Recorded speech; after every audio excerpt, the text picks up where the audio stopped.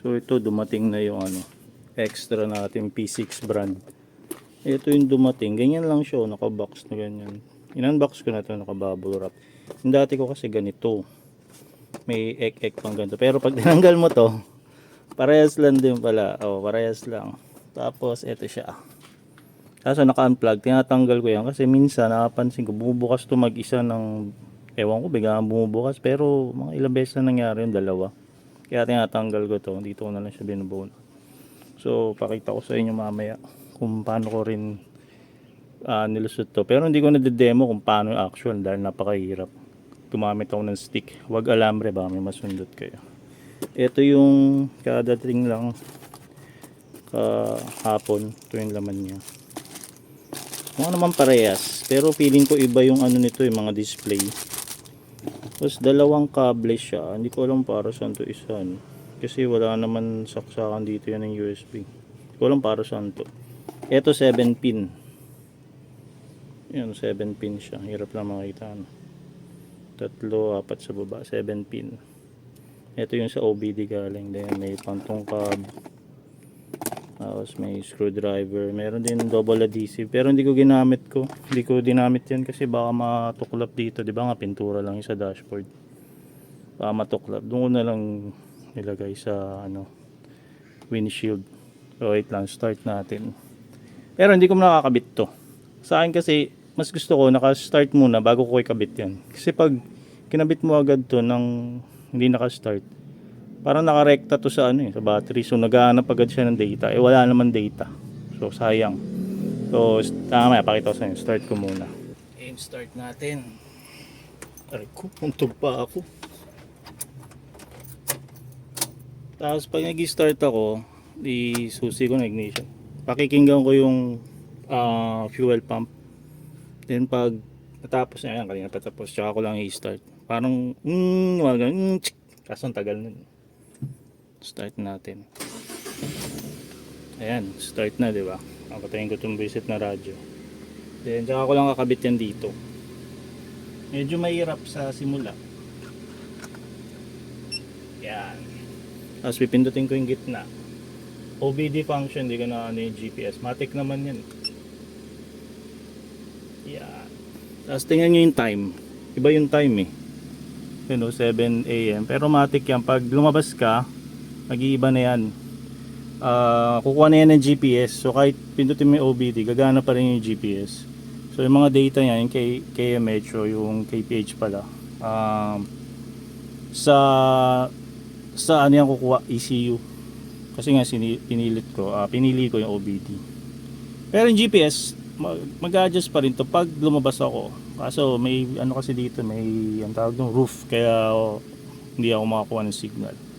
So wait lang, try ko siguro i-atras. Ay hindi, mahaba pala yung roof nito, mahaba. Yeah, ganyan pa rin yung time niya. Kasi nga, meron tayong ano dito, ayan, ang haba niyan, gumawa pa ako dun. Kaya walang signal ng GPS. Pero pagka nakalabas na tayo, auto-adjust to. Matik yan nag-adjust. So, ito yung luma ko, no? Gagawin ko, kakabit ko to. To. Yung bago. Pero, syempre, ayokong hugutin to bigla kasi baka magloko or something. So papatayin ko na lang siya. Patayin ko muna siya tapos ganun ulit, parehas na steps. Siguro pakita ko rin sa inyo kung ano nangyayari pag tawag dito, nakapatay engine tapos sinaksak nyo agad siya. Parang nag-i-scan siya eh. Ayan, patayin natin to. Yan, kapatay. Auto off naman yan. Medyo matagal lang. Yeah, medyo matagal. Antayin nyo lang. Woo! Tagal-tagal yan. Hindi na maabot na yan. Okay na yun. Pero pag matagal kung hindi ginagamit 17V, tinatanggal ko ito sa likod. Para safe hindi tayo ma-drain. Mga 1 linggo, 10 days, di mo tanggalin yan. Hindi mo start yung sakyan. Lobat. Ganun na experience namin sa 17W. Tsaka dito, experience ko rin yun. So ito na nga yun, pinatay natin yung engine, nakakabit pa rin yung cable. Ginagawa ko pag 5 araw hindi ko gagamitin, 3 araw tanggalin ko to. Yun na lang, hindi na doon sa ilalim, papakahirap ka pa doon, pwede naman dito. Then nakasabit lang dyan. So ito yung sinasabi ko sa inyo, pag Sinaksak nyo ito naka-off. Tama mag-scan yan. Sana masaksak ulit. Medyo matagal maganap ng plug. Ayan. Press natin to. I-scan siya. Tagal, di ba? Kasi nga naka-off yung makina. Walang datang makuha. O ganyan lang yan. Mamamatay din naman yan. Kaso ang tagal. Antayin pa natin yan. Ang tagal niyan. Yung iba rin mga napanood ko, mas advisable nila na start mo muna yung engine bago mo isaksak. So ayan, wala. Deads. Wala pa. Ang tagal niya, antayin natin yan. So in-unplug ko na lang. Tagal eh. Tagal bago niya mag-auto off. Hindi ko na maantay. So in-unplug ko na lang. Feeling ko isang reason yung ba't nalolobat to pag matagal hindi ginagamit. Bigla siyang bubukas for some unknown reason, tapos mamatay para naghahanap ng data. Parang hiccup niya yun, o siguro topak. Mga twice o 3 times nangyari sa akin yun. Papasok ako dito, papunta ako ron. Nagulat ako, nakabukas. Tapos ganun na itsura. Sabi ko baka malobat. Yun, nalobat nga. Kaya ginagawa ko, tinatanggal ko minsan. So kayo, kung may na-experience kayong ganun, pakishare na. Hanapin natin yung saan siya nakasaksak. Dito banda yun eh. Ako.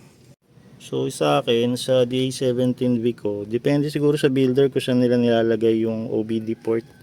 Pero yung sa akin nandito, yan, ano pa nga yung mga wire ko, mahaba. Oh. Dito sa akin. Oh. Ito yung 7 pin yung kanina. Yan. Yan, to. Hindi ko na binubunot tanggal dyan kasi mas mahirap eh. Buti na lang may bracket pa. OEM pa yung bracket niya. Although may konting kalawang. Kalawang ba yun? Medyo surface rust, tsaka ako na lang linisin yan.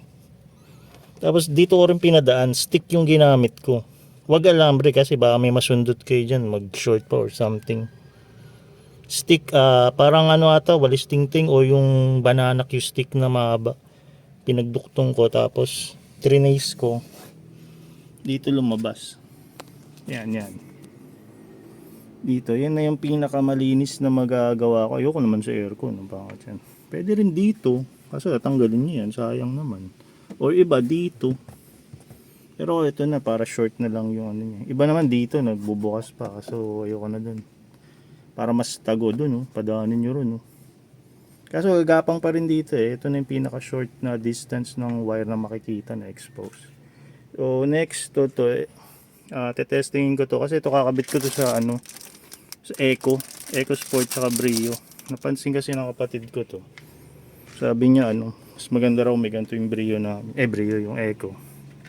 Kasi nga minsan tumataas yun, yung sakit ng Eco Sport, yung reserve tank niya ng coolant. Pag bumigay yun, yari. So start natin to, testing natin yan. Game testing natin tong bago. Teka, start ko muna. Ayan, naka-unplug to. Saan ba yan?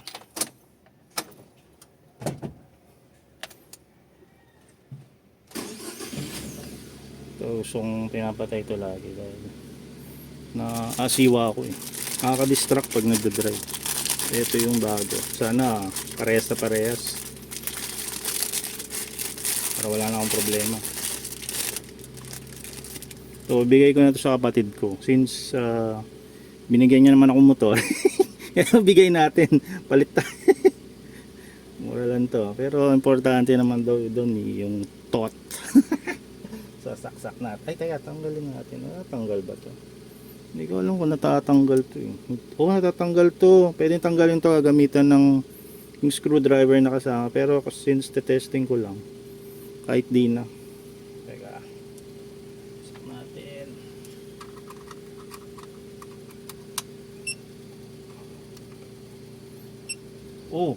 Ano to? Tayo dyan. Yun, yung language, naghahanap ng language. Hindi ko makita, wait lang, lapit nga natin. Naghahanap siya ng language. So pang select niya kaliwa, ito atong button sa kaliwa, kanan. Then ito yung pang select, kung yan ang pipiliin nyo, itong gitna. Tama ba? Tama, ayun, OBD ulit. Iba yung lumabas dito, pero parehas naman ng may smart something eh. Smart Chuchu. Masa yung ECT? Ayun, ECT 58. Okay naman, gumagana. Ano nga ba ito? Ayan, papalit siya ng ibang ano, ibang values. Gusto ko yung may ECT. Pwede nyo rin palitan yan eh. Hindi ko lang alam kung paano ano no, kalikutin. Dito na tayo. Pinipindot ko yung kanan button. Ito, dyan tayo. Ay, CVT yan. Ano CVT? Nasaan yung ECT ulit? Parang mas maraming ano to ah. Parang mas maraming features to. Hindi ko na mahanap kung nasa yung ECT. Ito, yan, 62 na. So, check natin kung mag-iba. Ito sa gitna. Ayun, nag-iba. Maraming klase yun. Ito, ganito yung gamit ko ata dito sa kabila. Kung di ako nagkakamali. Marami yan. So, yan, okay. Mukhang goods. Mukhang goods to. Parang alam ko ito yung ano eh. Yung nandito rin. So, mukhang goods siya. Yan. Dami. Iba naman, check natin iba. Ito yung pinipili kong mode kasi nandyan lahat yung kailangan ko, yung battery, RPM, ECT. Actually, overkill RPM meron dito, tapos meron sa needle. Kaya may orasan, ECT pinaka-importante. Iba pang design. Yoko nyan. Yoko rin yan. Ito, okay din to, mas madaming ano, data, 3, 6, 8, 9, may orasan. Ano may AFR? Meron dyan may AFR eh. Meron din itong pang ano eh, pang detect. Hindi ko lang matanda kung paano, siguro sa ibang video na lang kasi sobrang hahaba pa. Pang detect ng error codes. Pero sulit to para sa parang 1,250 ko lang to nabili. Ito kasi galing to sa link ni Marlon, yung kagrupo namin sa Team Mugen. Parehas din naman yung price, o mas malata ng konti. Ito 1,300 o 1,250 Lazada. Ito Shopee. O parehas naman siya, all goods. Apakan natin. Responsive naman. Yun o.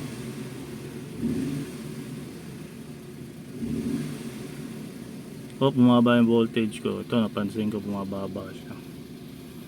Pag siguro na fully charged yung battery. Pero pag binuksan ko ilaw, park light, kaya binuksan ko.